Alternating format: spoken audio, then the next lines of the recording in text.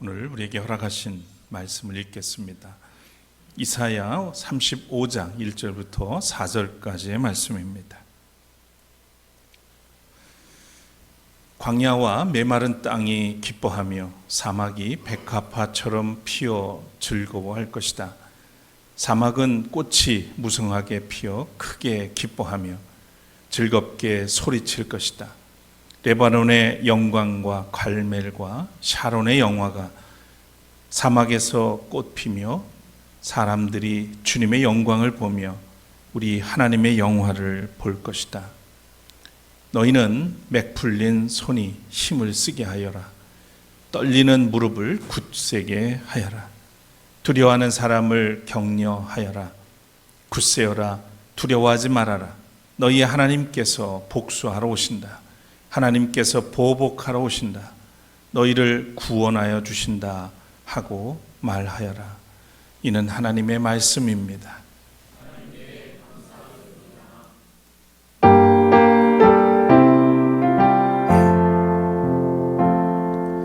할렐루야, 할렐루야, 할렐루야, 아멘. 자리에 앉으시겠습니다.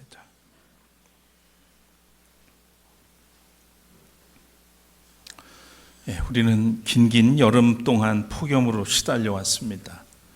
지칠 대로 지친 몸인데 어제 난데없이 폭우가 쏟아져서 물난리를 겪었습니다.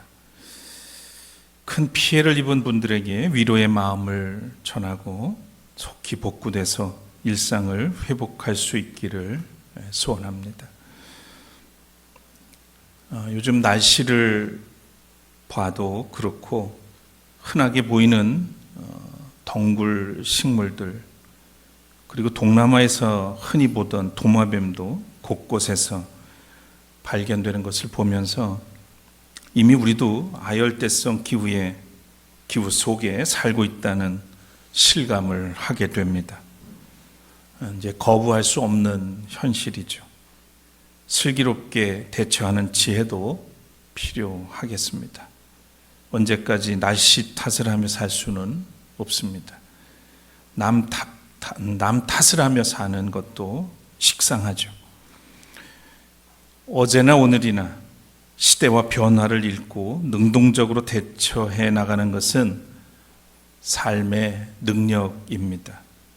그리스도인으로 살아간다는 것은 그리스도를 따라 이타적 책임감을 안고 살아가는 것을 의미합니다. 나만 무사하고 우리만 문제없으니 괜찮다고 생각하는 것은 그리스도인의 모습이 아닙니다. 그것은 이기적 유전자를 가진 자연인에 불과합니다. 역사를 정의의 방향으로 또 생명의 길로 평화의 장으로 이끄는 것은 그리스도인의 책임입니다. 우리는 지금 그 책임이 어느 때보다도 무거운 때를 살아가고 있습니다. 오늘도 예배의 자리에 함께 하신 여러분들에게 우리 주님의 위로의 평화가 함께 하시기를 빕니다. 먼저 찬양 올리겠습니다.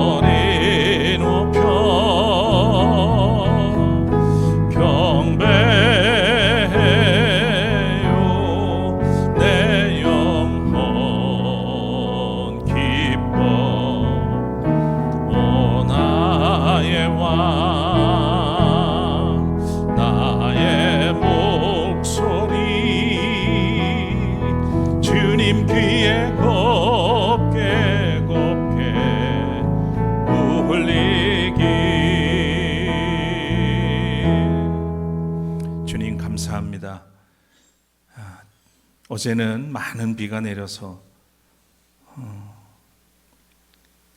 우리 지역에 많은 사람들이 놀라기도 하고 또 피해를 입는 그런 일들이 있었습니다. 여전히 오늘도 궂은 날씨지만 하나님을 향한 변함없는 마음을 가지고 이 시간 예배 자리로 우리를 불러주셔서 감사드립니다. 오직 한 마음, 우리의 생명의 근원이 되시는 하나님을 예배하고 또 그 안에서 은혜를 누리고자 하는 그 마음 가지고 오늘 주님 앞에 섰습니다.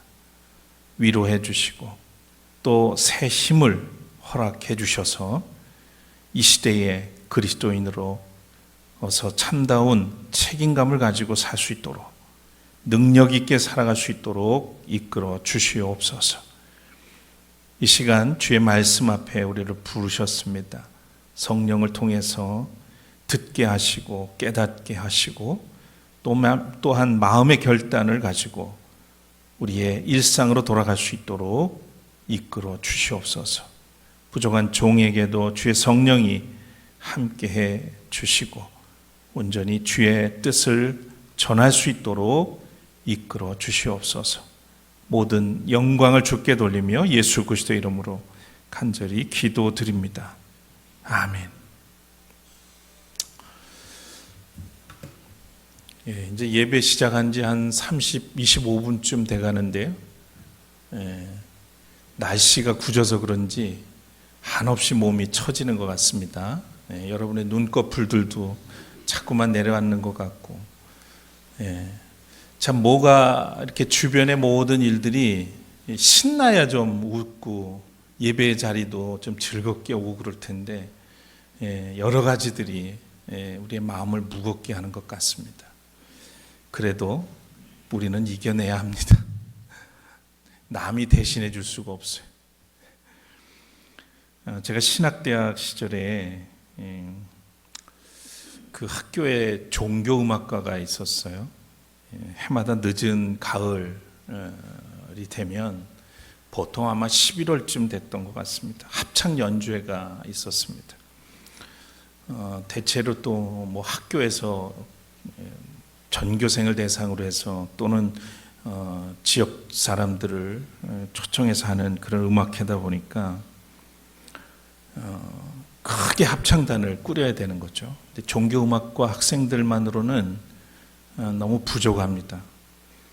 그래서 신학과 또는 기독교 교육과 사회사업과 이런 학생들이 참여해서 제 기억으로는 약 200여 명 정도로 구성된 합창단으로 오케스트라와 함께 공연을 펼치곤 했었죠.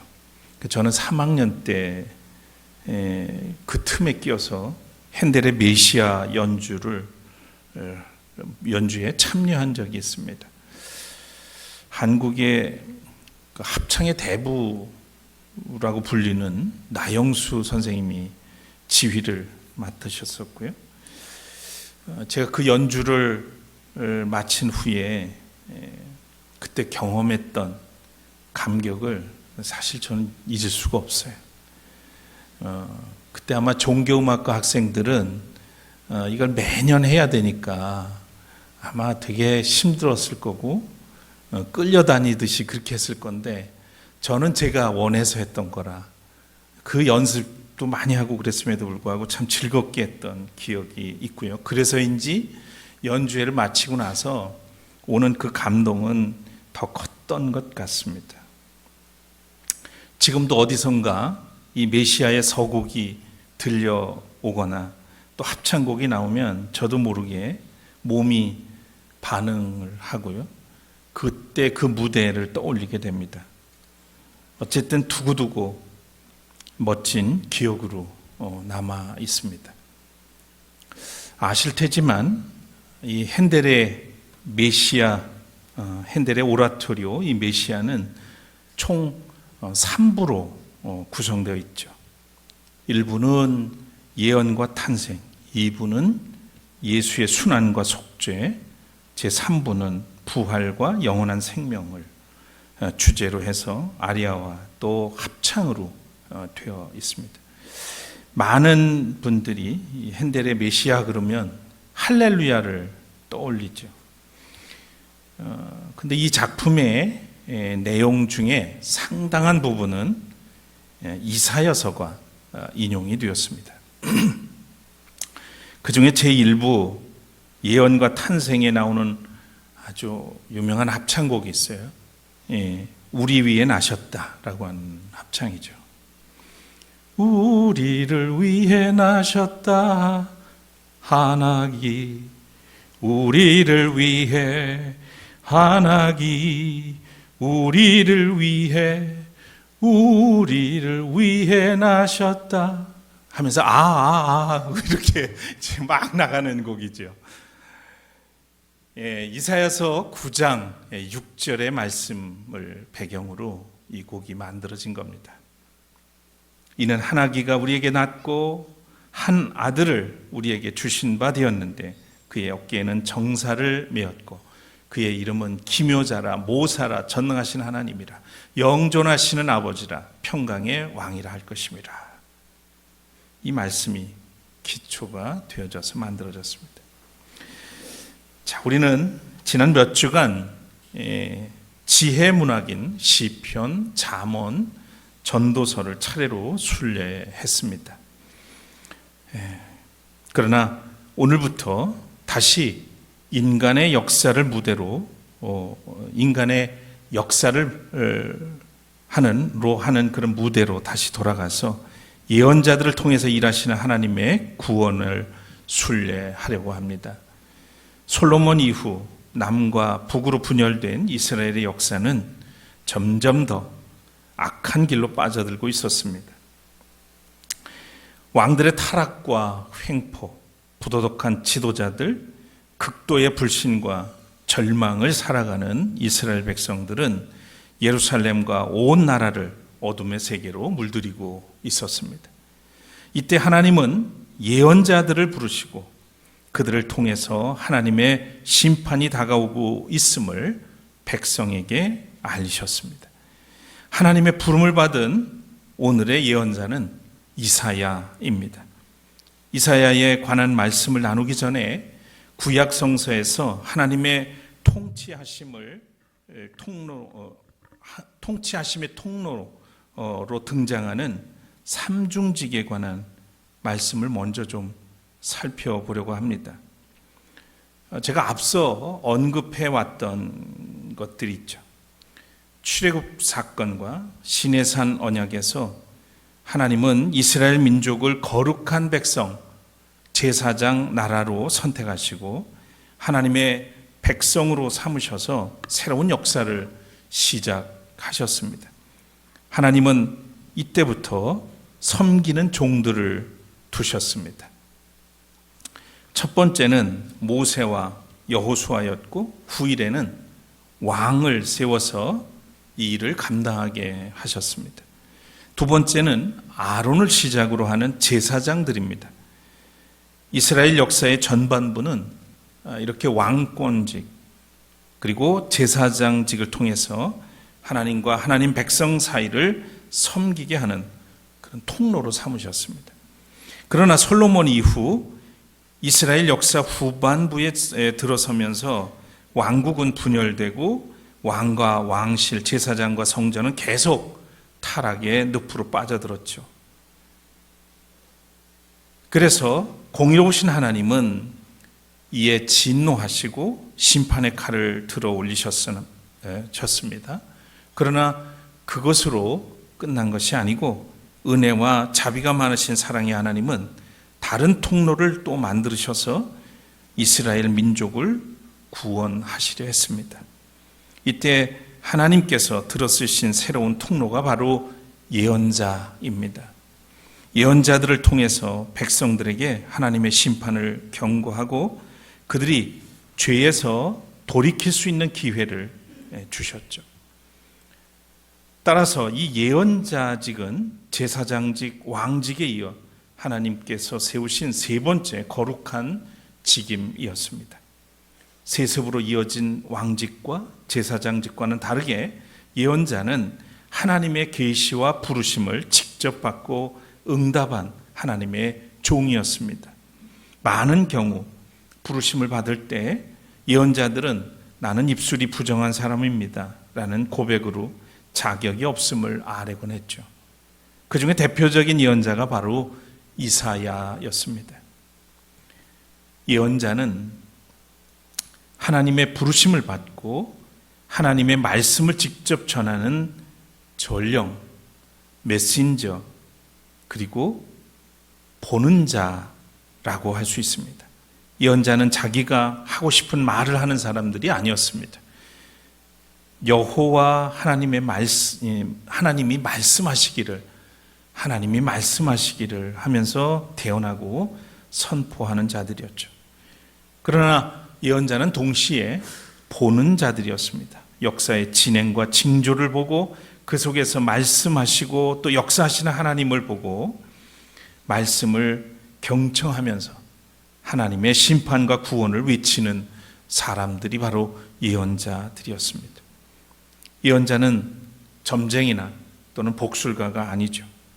그 시대의 징조를 읽고 그 속을 뚫고 다가오는 하나님의 심판과 구원의 소식을 전하는 사람이었습니다. 역사의 위기를 알리고 하나님의 심판을 예고하며 회개를 촉구하고 소망을 약속하는 광야에 외치는 소리였습니다. 주전 8세기의 예언자인 이사야는 하나님을 등진 백성에게 닥쳐올 재앙을 무섭게 예고했습니다. 정의와 공의를 저버린 삶을 하나님은 심판하실 것이고 그들은 결국 파국을 맞게 될 것이라는 것이었죠. 예언자의 언어는 가차 없습니다. 주저함이 없죠. 하지만 그것으로 끝은 아닙니다. 심판은 늘 회복의 약속을 내포하고 있기 때문입니다. 이사야는 하나님으로부터 시작되는 새로운 희망을 제시합니다. 그는 하나님께서 당신의 뜻대로 통치할 이들을 일으켜 세우실 것이라고 말합니다. 이사야서는 분량이 많아서 대선지서로 분류되었고요. 그 양만큼이나 신학적 깊이가 있는 예언서로 사랑을 받아오고 있습니다. 이사야라고 하는 이름의 뜻은 여호와께서 구원이시다. 여호와는 구원이시다라고 하는 의미를 가지고 있습니다. 아마 기억나실지 모르겠어요. 여호수아, 호세아, 신약에서는 예수, 이게 다 같은 어원에서 이제 연결되어 있는 거죠. 여호와는 구원이시다라고 하는 뜻입니다. 이것이 또 이사야서 전체의 주제인 동시에 예언서 전체의 주제이기도 합니다. 이 이름에 담긴 의미처럼 이사야는 국제 정세가 어지러운 때에 다른 나라에 의존하지 말고 구원의 능력이신 여호와만을 믿고 의지하도록 촉구합니다. 이사야는 유다의 우시야 왕이 사망한 해의 선지자로 예언자로 부름을 받고 그 이후 요담, 아하스, 히스기야 왕 시대를 걸쳐서 활동을 합니다. 이때는 신아수르 제국이 강대국으로 부상하면서 그들의 팽창 정책으로 서서히 침략의 기운이 맴돌던 때입니다. 또 이때는 이미 북왕국 이스라엘이 주전 722년 아수르에게 멸망한 이후였습니다. 그리고 동방의 새 강자로 떠오른 바벨론 왕국의 위협 속에 살고 있었던 때이죠. 이사야는 이런 시기에 무려 64년 동안을 예언한 대선지자였습니다.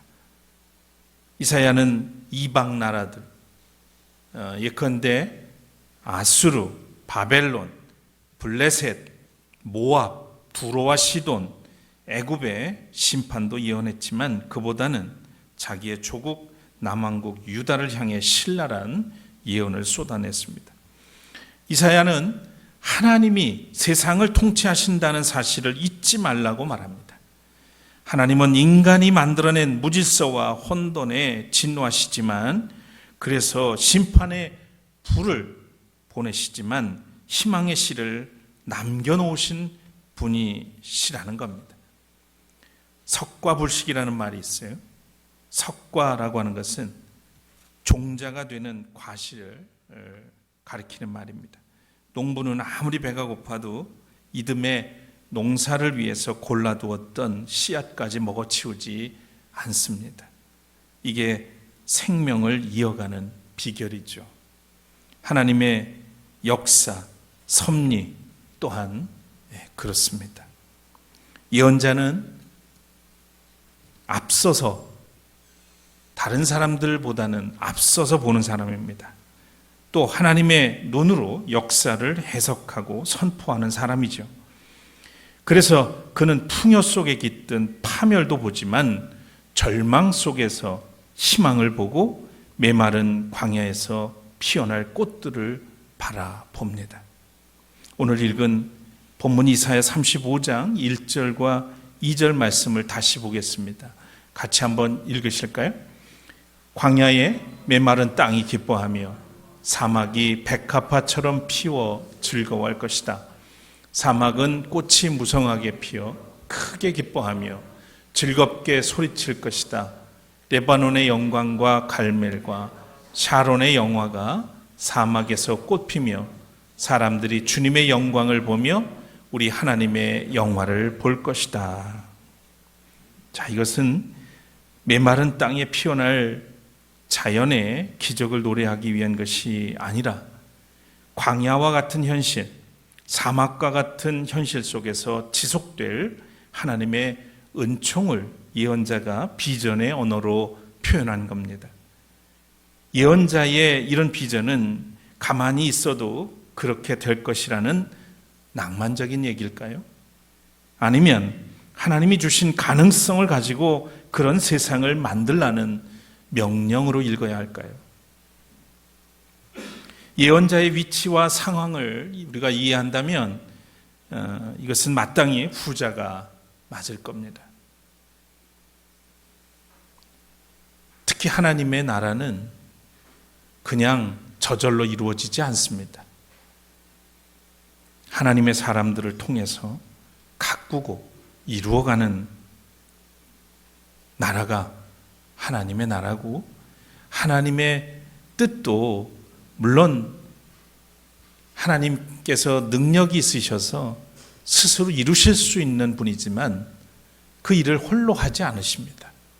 하나님의 사람들과 더불어 창조 세계를 또한 만들어 가시고 이루어 가시는 분이죠. 자, 광야의 메마른 땅에 꽃을 피워내는 삶, 그곳에 씨앗이나 묘목을 심고 물을 주어서 가꾸는 끈질긴 노력 없이 이런 세상이 도래하기를 기대하는 것은 매우 어리석은 일입니다. 사막에 꽃이 저절로 피는 법은 없습니다. 우리가 프랑스의 작가 장 지오노의 나무를 심은 사람에서 만난 엘지하르 부피에라는 노인과 황사의 진원지로 알려진 중국 네이몽구 마오수 사막에서 30여 년 동안 나무를 심어서 각 숲을 일구어낸 이니전 바이완샹 부부를 기억하는 것은 아무도 알아주지 않고 자기 소유의 땅도 아니지만 사람이 어우러져 살아갈 터전을 희생과 헌신으로 만들었기 때문입니다. 광야는 풍요로움을 포기해야 하는 자리죠. 예언자 이사야는 하나님은 광야에 샘을 내고 사막에 꽃을 피우시는 분이니 우리가 하나님의 백성이라면 그분을 기대어 살면서 소망을 가지고 광야와 사막 같은 세상에서 꽃처럼 나무처럼 살라고 선포합니다.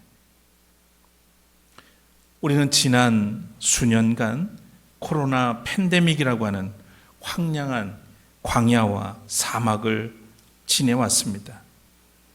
그런데 지금 좀 나아질 줄 알았는데 지금 우리 앞에는 기괴하고 험한 산이 우리의 앞길을 가로막고 있습니다. 사회, 정치, 경제, 문화, 교육, 종교 어느 것 하나 제대로 돌아가는 것이 없습니다. 잘 돌아가던 의료 체계마저 처참하게 무너뜨리고 말았습니다. 시간이 지나면 좀 나아질 것이라는 기대는 하기가 어려울 것 같습니다. 우리는 새로운 길을 만들어 가야 합니다. 이것은 우리 시대의 책임이고요, 우리의 싸움이기도 합니다. 우리가 새로운 세상과 질서를 만들어 가야 하는 것이죠. 투덜거리고 있을 때가 아닙니다. 지치거나 넘어지지 않게 서로 연대하면서 사막에 꽃을 심는 심정으로 희망을 심고 가꾸어 가야 합니다. 우리는 예수를 바라보며 걷는 사람들이죠. 우리가 걷는 곳마다 그리스도의 꽃이 피어나야 되지 않겠습니까? 민들레 홀씨가 바람을 타고 날아가다 떨어진 곳에, 그곳이 어디이든 간에 꽃을 피우는 것처럼 우리도 그렇게 살아야 하겠습니다. 여건을 탓하지 말고 있는 그 자리를 소명의 자리로 여기면서 살아갈 수 있어야 하겠습니다. 하나님은 예언자를 세워서 광야와 사막 같은 이스라엘에게 생명을 불어 넣어 주셨습니다. 이처럼 사막에서 꽃을 피우는 사람들이 있어서 우리는 하나님의 영화를 보는 것입니다. 이제 우리도 힘을 낼 때입니다. 너희는 맥 풀린 손이 힘을 쓰게 하여라. 떨리는 무릎을 굳세게 하여라. 이사야 선지자를 통해서 하나님이 전해주신 말씀입니다. 며칠 전 추석을 앞두고 아내가 저에게 대뜸 던진 말이 있습니다. 요즘 당신 왜 화난 사람처럼 인상을 찌푸리고 있어요? 인상을 찌푸린다는 거예요. 그러면서 몰래 사진까지 찍어서 저를 보여줬어요. 제가 그 모습을 봐도 제 모습이 아닌 듯 그랬습니다. 그래서 제가 뭐라고 했을까요? 내가 뭐 때문에 그러겠어? 모두가 윤석열과 김건희 때문이지. 지금은 투덜거리고만 있을 때가 아닙니다.